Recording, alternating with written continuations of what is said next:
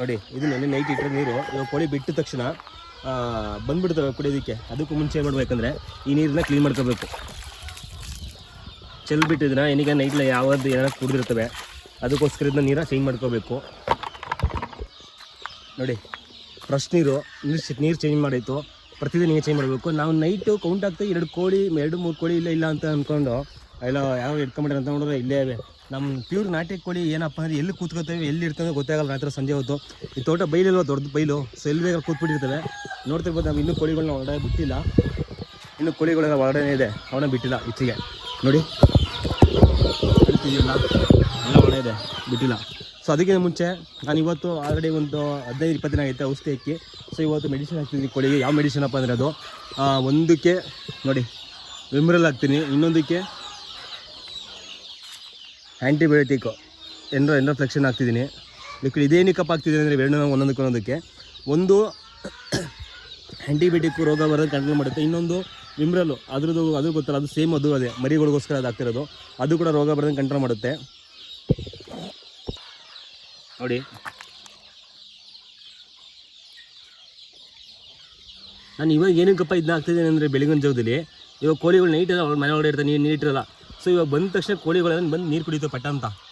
ಎಲ್ಲ ಕೋಳಿಗಳು ಬಂದು ನೀರು ಕುಡಿತವೆ. ಇವಾಗ ಖಾಲಿ ಹೊಟ್ಟೆ, ಅದು ಬೇರೆ ಹೊಟ್ಟೆ ಖಾಲಿ ಇರುತ್ತೆ.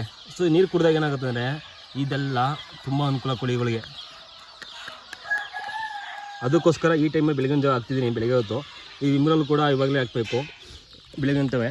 ನೋಡ್ಕೊ ಕೋಳಿ ಬಂದು ಬಿಡ್ತೀನಿ, ನಮ್ಮ ಕೋಳಿ ಯಾವ ರೀತಿ ಇರುತ್ತೆ ಅಂದರೆ ಬಿಡ್ತೀನಿ ಆಚೆಗೆ, ಯಾವ ರೀತಿ ನೀರು ಕುಡಿಯುತ್ತೆ ನೋಡಿ.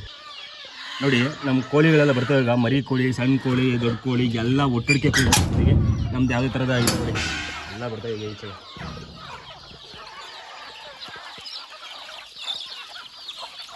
ನೋಡ್ತಿರ್ಬೋದು ನಮ್ಮ ಕೋಳಿಗಳೆಲ್ಲ ಯಾವ ರೀತಿ ಬರ್ತೈತೆ ಅಂತ. ಎಲ್ಲ ಈ ಕಡೆ ಓಡೋಯ್ತವೆ, ಎಲ್ಲ ಓಡೋಗೋದು ತೋಟದಲ್ಲಿ ಕೊಡ್ತವೆ ನಮ್ಮ ಕೋಳಿಗಳು.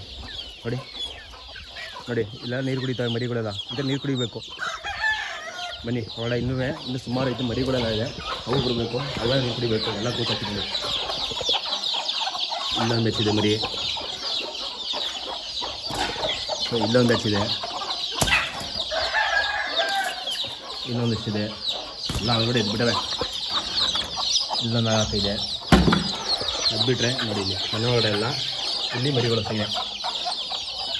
ಎಲ್ಲ ಇದಿದೆ.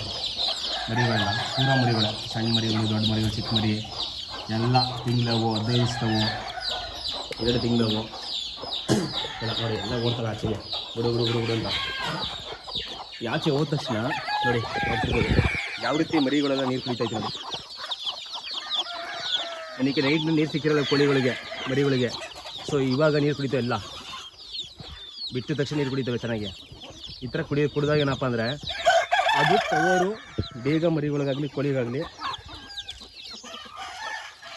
ಹೋಗುತ್ತೆ. ಸೊ ನೀವು ಇದೇ ಥರ ಮಾಡಿ. ಇಲ್ಲ ಸಂಜೆ ಟೈಮಲ್ಲಿ ಔಷಧಿ ಹಾಕಿ, ಇಲ್ಲ ಬೆಳಗಿನ ಟೈಮಲ್ಲಿ ಔಷಧಿ ಹಾಕಿ. ಏನಕ್ಕೆ ಸಂಜೆ ಟೈಮಲ್ಲೆಲ್ಲ ಮೇವು ಕಮ್ಮಿ ನೀರು ಕುಡಿದಿರ್ತವೆ, ಅವಾಗ ಔಷಧಿ ಹಾಕಿದ್ರೆ ಸರಿ ಬೆಟರು. ಇಲ್ಲ ಬೆಳಗಿನ ಜಾವ ಔಷಧಿ ಹಾಕಿದ್ರೆ ಇದೇ ಥರ ಬೆಟರು. ನೋಡಿ ಇಲ್ಲಿ ಪ್ರತಿಯೊಂದು ಕೋಳಿಯೆಲ್ಲ ಯಾವ ರೀತಿ ನೀರು ಕುಡಿತವೆ ಅಂತ ಈ ಥರ ಕುಡಿಬೇಕು.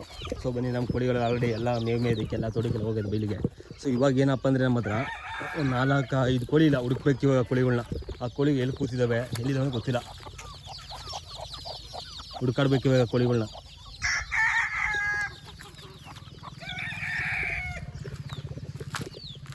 ಹುಡ್ಕುವ ಬನ್ನಿ.